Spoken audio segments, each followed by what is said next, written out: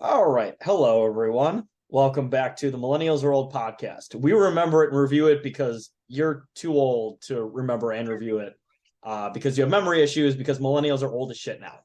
Uh, but but yes, welcome to our very first mini review of a new classic in the millennial canon, otherwise known as Violent Night.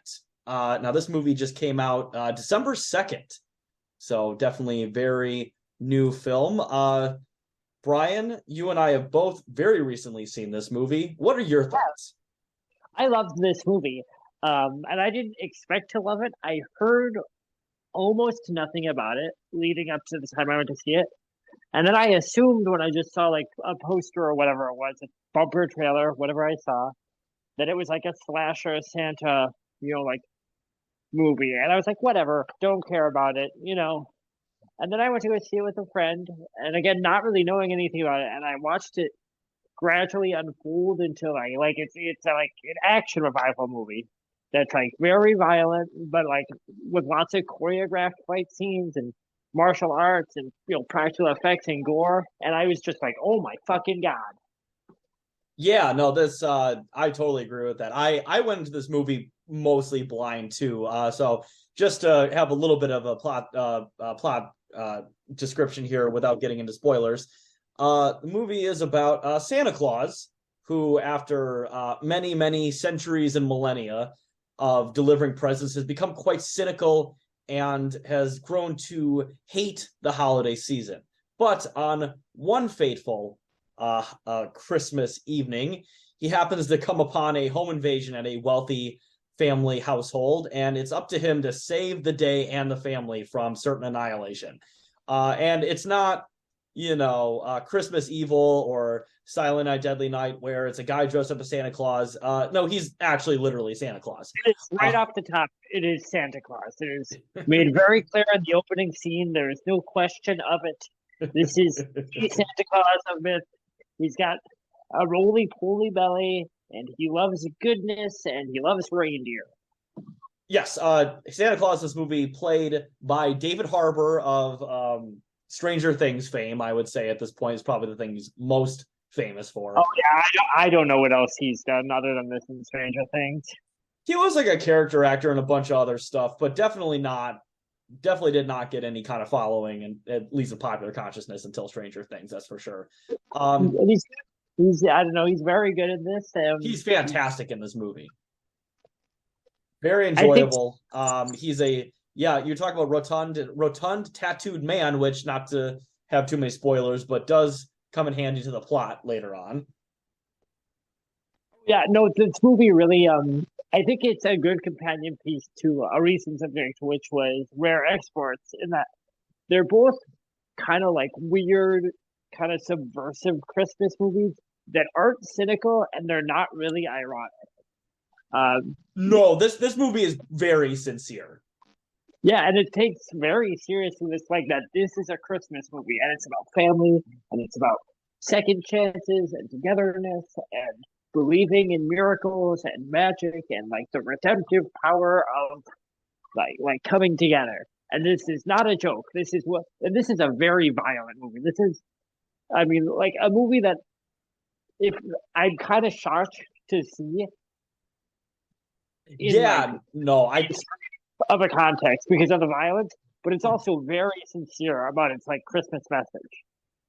yeah, this movie is, you talk about violent. A lot of people get very fucked up in this movie. Like it's just like, It's so fucking cool. It's so fucking cool. people get shot in the head, the fucking body, the legs.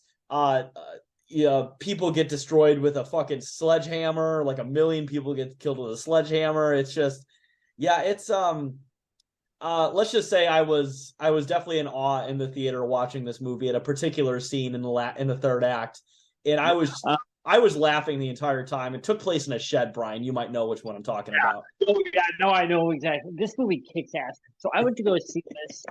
I with a friend of mine who we see a lot of movies together, and he said, "Oh, let's go see Violet Night." And I was like, "Okay, whatever," because we always go see movies together. It's always going to be a fun time. But I actually didn't expect to be have any opinion of this movie. I thought it'd be so indifferent to it.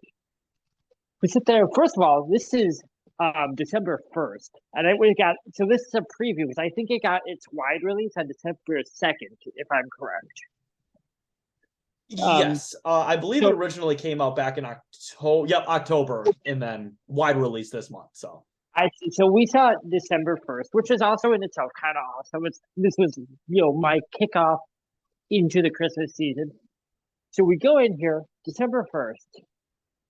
Nobody's in the theater except for me and my buddy and a homeless man who is kind of grumbling to himself, who snuck in the back and is kind of going between sleeping and just grumbling. But other than that, Peter's completely empty. And so once the movie kicks off, once the action scenes kick off, me and my buddy have free reign, and we can hoot and holler and go, oh fuck, holy shit, and just like screech and like egg on the like screen whenever violence happens. I've never had that experience in an action film before. you know, it's really see this movie.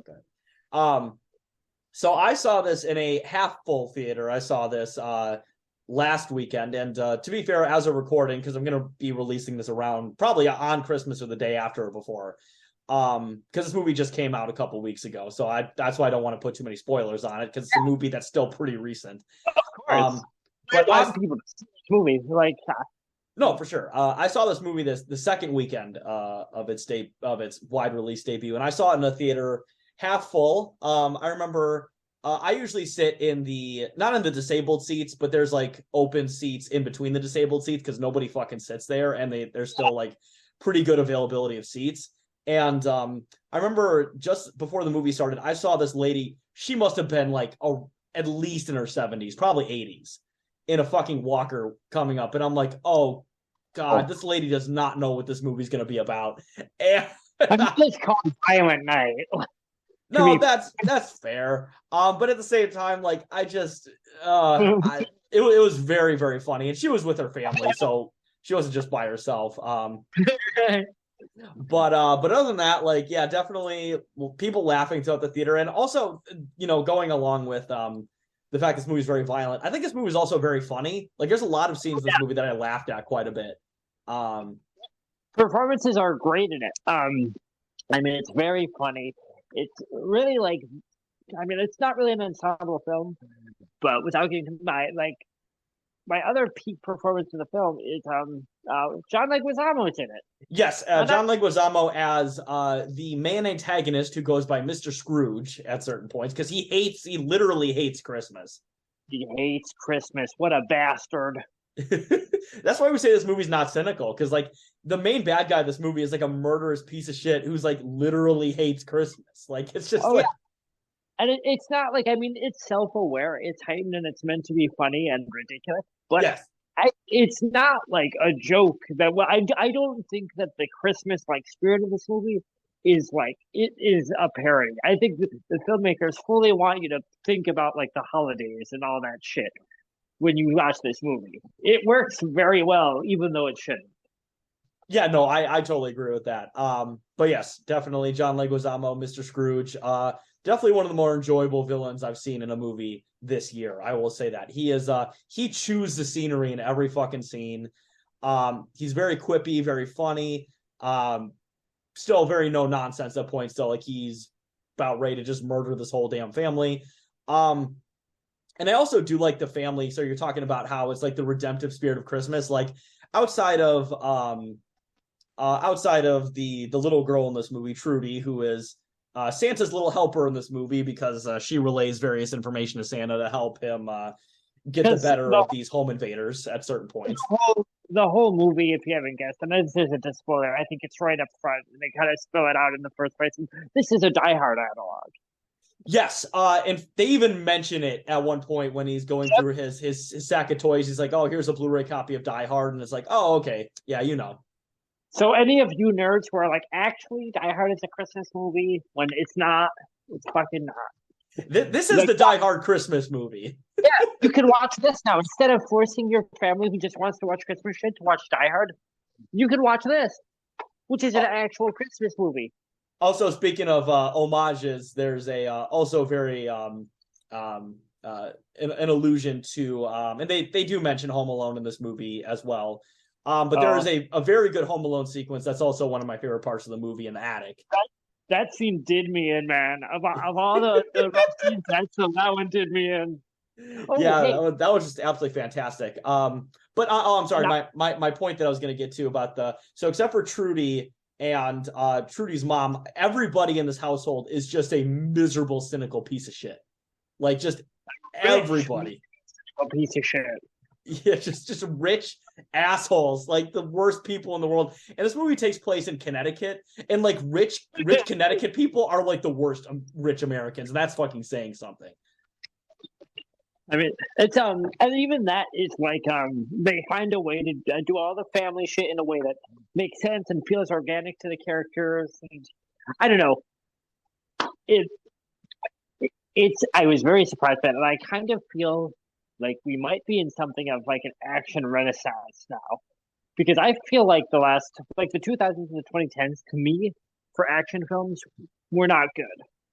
Like, it's all Marvel movies, DC movies, but as far as something like, say, a Terminator or a Die Hard or a RoboCop, not a lot like that. But now we've got this crop of, we've got this, everything everywhere all at once. Um, the Northman, fucking Nobody. These are four very different movies, but they're always the movies that are like extreme action movies with really unique premises and like kind of create their own worlds. And it's just, I feel like we're entering like a renaissance for action in big budget cinema. Yes, and well, unfortunately, so I've seen 3 out of 4 of those movies, and unfortunately, of course, is to my great dismay, and obviously this movie was not going to be like a box office success, but The Northman did not do very financially well. So there's That's wild to me because I felt like, I mean, it is like an arts, whatever. It's sort of, I mean, it's middlebrow, like everything we talk about, like everything I fucking watch. yeah, But I thought that was going to find an audience because you think like, I don't know, it's fucking swords, it's people chopping up, it's people on acid trips, like well, so yes and no, but and not to digress too much from this film, although there are Scandinavian analogs in this movie. Once again, no spoilers of Violent Night. But so the thing about The Northman and the reason why it wasn't successful, in my opinion, is because even though I do think in American and Western like cultural canon, the Scandinavian Norse mythology is still, definitely not a thing that doesn't exist, but I don't think people really want to see the real grittiness that actually existed because like Vikings were awful, yeah, awful people. They murdered and talk about Viking raids and yeah, in England and stuff, like they were literally raping and murdering everybody they saw. And the Northmen actually showed that for what it was. And I mean, one of the first scenes in the movie, like the first scene in the movie when he's an adult, is him and his Viking buddies throwing children into a barn and setting it on fucking fire. Like, yeah. I just don't see audiences wanting to see that. That's because like to me, I'm like, and I know that this is me talking. I think like, and that is all upsetting. It's it's observing a subject. It's also this is the most like allegedly, and as far as I know, it's whatever it says, the most historically accurate portrayal of Vikings. So it's almost I would think. I mean, I understand what you're saying now. I hadn't really thought of it that way because I mostly think of the acid trip and the sword fight and shit. But you know, I was literally actually I didn't mean to get into this. I was literally arguing with someone over Messenger about whether or not The Northman was a good film. Mhm. Right, minutes before we started this podcast. Oh, that's hilarious. Yeah, I fucking love The Northman. I'd say The Northman was probably my favorite movie I've seen in the theater this year. It was just an incredible treat to see on the big screen. I have not seen it since, so I don't know how well it translates to, the regular screen at home with my 55-inch TV, but I will say in the theater, great oh man, that movie. movie pops. That movie's amazing. I saw a lot of great films in the theater this year. Actually, pre-COVID, I didn't really go to the theater that much. I thought I'm only going to go if it's something I really, really know I'm going to love. But Yeah. now I go all the time, and I'm glad for it. But what's for while we're here, end of the year mini episode. My best theater experience was Pearl. I saw both X and Pearl twice. Also saw Violent Night twice. And actually, Yeah. the second time I saw Violent Night, theater was kind of packed just a few days later, which was nice. Yeah, I bet you probably word of mouth went around because yeah, this was not a movie that I was not familiar with like at all until I looked at my local theater listings. I saw it and I'm like, oh, okay, that looks all right. Because like I But don't was it just me or this movie was not very well marketed? it was not. It was almost not marketed at all. But I think word of mouth was so quick. Cause I know as soon as I saw it, me and my buddy I saw it with, when we told everyone to go see it, and we brought people. We literally, the two of us went with a bunch of our friends 4 days later to see it again.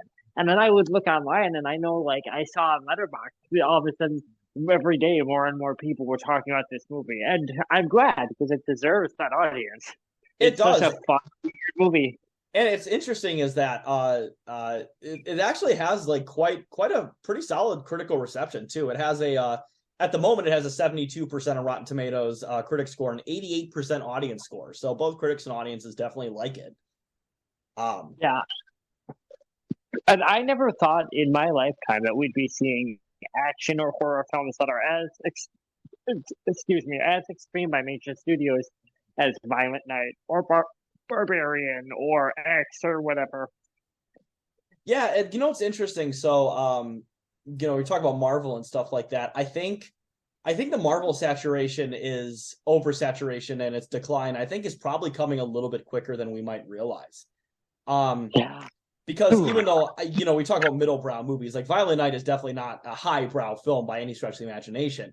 But at the same Yeah. time, it is definitely a degree or two above what your average Marvel fan would probably want to see at a movie theater. Well, Um, I mean, I think a lot of people will like this movie for the comedy or for the action, but I do think like the full thing of it is also there's a higher level where it's an understanding of tropes of different genres and how different genres interact and the history behind them and all that shit we love to talk about here, I guess. no, And yeah, I for think sure. when you see that, you do get another level of like what I think it is operating on a slightly higher level than that, even though it's an action comedy first and Yeah, foremost. it's and that's the thing you were talking about these relatively low budget to mid budget movies that are starting to get word of mouth and actually starting to make their money back now because for a long time like the idea of a middle budget movie from like from the late 2000s early 2010s till now was basically an unviable option. Whereas like you either made a movie for like $1 million or you made a movie for $200 million, like there really wasn't an in between. But I think now we're starting to see that movies made for 5, 10, $20 million can actually make a profit, can actually get word of mouth, can actually get fans now. And I think that's a great fucking thing. I'm very excited for that. Yeah, I mean that makes me very excited because I know you and I, off mic have talked about this a lot over our friendship. Like my favorite movies are probably mid-budget movies. They're kind of lower budget movies that studios would put some money behind to let do their thing. Something like again like a Paul Verhoeven movie or something like that, rather than like this massive budget like kind of foisted onto its public thing. But Yeah, the and also studio these massive budget movies that also look terrible. they all look so fucking bad. I don't know. They all look like fucking video game loading screens. Like honestly, so I've only seen one MCU movie since the original MCU crop came up with Iron Man, and that was Doctor Strange 2 Multiverse. But that movie I think is actually definitely from what I've seen is one of the better looking movies because of course Sam Raimi has a very distinctive visual style. Um I and mean, there's those movies that are fine. Like I like Guardians of the Galaxy a lot. Sure. Oh no, yeah, I'm not saying there aren't gems here and there, but yeah, definitely, especially recently, they all seem like very by the numbers cookie cutter, and I think people are really interested in getting something different, maybe a new take on an old formula, which this movie definitely is a new take on an old formula, but I think it does it very well. There wasn't a single moment in this movie that I was like bored or just wanted to move along. Like this movie, even though it's as once again we're talking about Sam Raimi, would be very disappointing because this movie's almost 2 hours long. Um, It does not feel like it. it does doesn't. not feel like it. It breezes very well. It's a very breezy movie. Uh, and so interestingly enough, actually, So I will say maybe one downside I have with this movie is I do think it takes a little too long for Santa Claus to start kicking like actual ass because like he does kick ass, but you can tell he's getting the shit beat out of him for the majority of the early runtime. Which makes sense. He's kind of out of it. You know, he hasn't done this in like 1,000 years, presumably, so he's a little out of shape. Um, so I think I wish they had moved his development as an ass kicker along just a little bit quicker, but I don't necessarily think it's a bad thing. And I guess I mean, so the second time I saw this movie, I did notice that. The first time I didn't because I was just so enthralled in watching everything unfold. The second time I was definitely thinking, oh yeah, it kind of takes a while for him to really amp it up. But I guess even that is like if you're taking it as that's the Die Hard thing. I mean, McClane gets his shit it rocked for the first half of that movie, I guess. Yeah.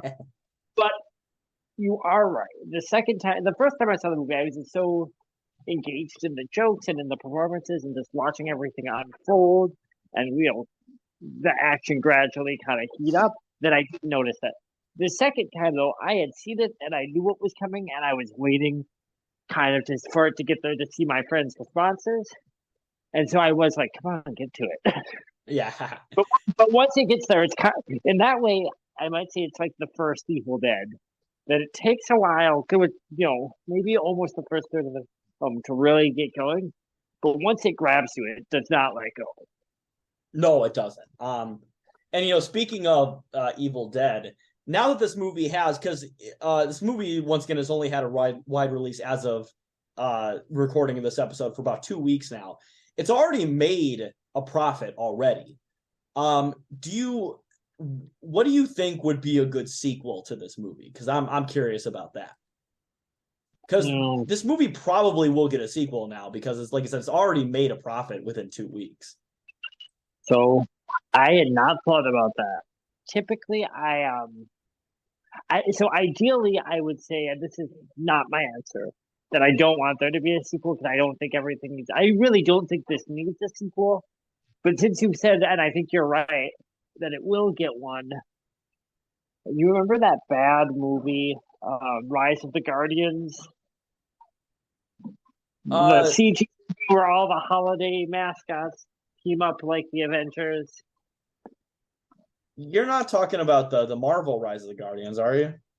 No. I swear it was called Rise of something Guardians. It's a CG movie, but it's all the Easter Bunny and Santa Claus. It was so fucking dumb. And like I don't know, Baby New Year or whoever, they all have to like team up to be like a super team. And I'm pretty sure it was the worst premise for anything I'd ever seen. That does sound pretty goddamn bad. But I guess now that you forced me to consider this, there was a stop motion. What the fuck is that company that did all the Rudolph and things in the 80s or 70s? I can't remember, but they did a spin-off for Easter for Peter Cottontail. There's a villain in the Peter Cottontail stop motion Rankin Bass special. That's it, Rankin Bass. Named Iron Tail, who is like an evil robot with like a half robotic face and a like robotic tail who wants to destroy Easter. And he looks really badass. He looks like a Terminator bunny rabbit. I don't know why it's a Rankin Bass Easter special, but it is. I'm going to say my ideal is to say that is the Easter Bunny and make him the villain of this movie, just so I can see this cool Santa, John McClane Santa fight the T-1000 Easter Bunny. Ideally, I would like them to just not make a sequel to this movie. I don't think it needs one. I think it's a movie with a beginning, a middle, and an end. No, I fully agree. I think a sequel to this movie would very much be a disservice. This movie is a very self-contained film. There's not really any loose ends or anything like that. Once again, no spoilers, but these mercenaries definitely aren't coming back to get their revenge. I'll just say that. Let's just say that the presents aren't the only things that are left in ribbons. Ooh, shit. coming this winter. No, I'm just kidding. But yeah, no, this movie's very self-contained. Um, I would not want to see a movie where the next one is just him like going Dexter or something and like just like finding every Grinch and like killing them or something like that. That sounds really dumb and bad.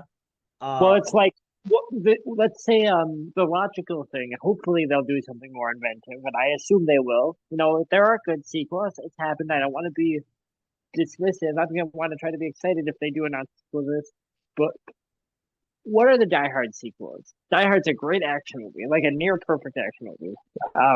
The sequels are rehashes of that until they become just annoying, obnoxious movies that don't have any of the style or wit of the first one. So probably the direct sequel to this will be, if it's like Die Hard, its primary inspiration, a retread of the first one that's got a little bit bigger of a budget and a little bit less of the heart, because that's what Die Hard 2 was to me. no, for sure. And I will say, if there ever is a Violent Night 2 in the style of Die Hard sequels, I really don't want to see the sandwich board that Santa Claus has in that sequel. So I hate elves. What was that? He's standing around the North Pole and wearing a sandwich board that says "I hate elves." Yeah.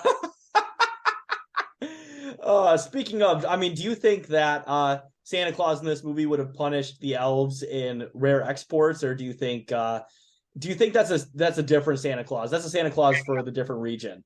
That, that's our sequel. Oh, there we go. That's our sequel. Is the rare exports Violent Night crossover. Yeah. So, okay. Violent Night 2, rare exports.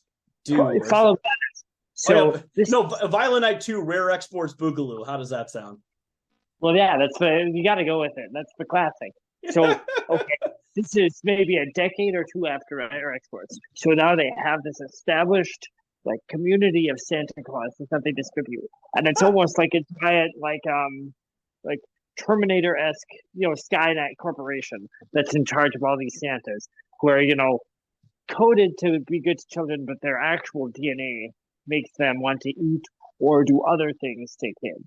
And then the Santas start going rogue, and then the real Santa, who not everyone knows about because he only gives presents to kids who really need them, which is less and less kids as years go on. All these kids know they're creepy, rare export Santas who start going rogue and start getting keyed into their weird, child-hating impulses. Real Santa has to come out and covertly start going to war with all the rare exports, pervert Santas that are becoming, regressing. That's my sequel to Violent Night. And then not only that, but halfway through the movie, he gets intel from Trudy, who is now an FBI agent, who must. And then Nick Fury is there, and it's like, Santa, I want you to be an Avenger. Oh God, yeah. Trudy somehow she one of her gifts is she gets an all expense education at Langley, and she becomes an FBI agent, and she does like intel on all the various Santas that have gotten loose. Oh man, this is a sequel that will never happen. But if this sequel does happen, I think we should take these people to court because they've clearly listened to this episode. I mean, I gotta say, I think what we just said, save for my Nick Fury joke, it was better than probably what the sequel will be. Maybe not. For sure. I don't know. I feel like we came up with a pretty good sequel on the fly. Like if they actually do that, I would watch that fucking movie. Like no joke, yeah. I would. Yeah. And they better bring David Harbour back too. Like so and they better bring the actress that played Trudy, but just like do like some weird CGI thing where in real life she's actually like 12 years old, but they make her look like 30. Age her up instead of Robert De Niroing her. Yeah, doing the opposite of Robert De Niro. God, that'd be so unsettling. That would be so fucking strange. Oh God. God. So I do have one more thing. I wanted to ask you if this. Have you heard of the movie Deadly Games, the German film? It sounds familiar, but I Yeah, don't think I've ever seen it. I've not seen it, but Deadly Games is a 1986 film that I think is also known as Codename Santa or something like that. It is I think it's a pretty gory horror or espionage film, and it involves traps and all these gimmicks that destroy people. And I guess some people think that it may have inspired the gangs in Home Alone because there's some very similar things that happen in it. Okay, But interesting. anyway, I have a ticket to see it finally after knowing about it for several years at this at Cinemagic in Portland, Oregon on Saturday night. So that's going to be one of my last Christmas things. Um, just thought it was interesting because there's a Home Alone analog in this, and this is coming full circle. That's a gore film that allegedly inspired Home Alone, which then inspired aspects of Violent Night. Yes. And you know what? Another thing, I think I might have mentioned this earlier, but when they did mention, because they in this movie they do mention Home Alone Die Hard like explicitly. Um, I like that they did that. I think Yeah, it was a good nod.